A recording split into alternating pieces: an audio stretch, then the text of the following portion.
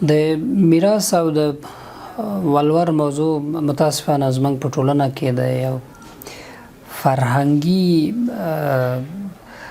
تاثر ښکار ګرځېدلی ده چې د دین له چوکاټ نه بهر یې موږ د خپلو فرهنګونو د خپلو محلي دیدګاهو په اساس باندې حلوو. هماغه داسې زموږ په ټولنه کې د ټولنیز جوړښت د ناکامۍ او د ټولنیز جوړښت د ګډوډۍ قضایاوې هم رامنځته کړې دي. ښه خبره دا ده چې هر پلار په خپل ژوند کې خپل ځای، خپل جایداد، خپل ملکیت چې دی هغه په خپلو اولادونو باندې په منظم ډول باندې تقسیم کړي. هر چا ته خپله برخه ورکړي، لور ته خپله برخه ورکړي، زوی ته خپله برخه ورکړي، هر چا ته خپل حد او حدود معلوم کړي، ځکه دا ورته شریعت ټاکلی دي. پاتې شوه د ولبر مسله چې دا یو اضافي رامنځته شوې برخه ده.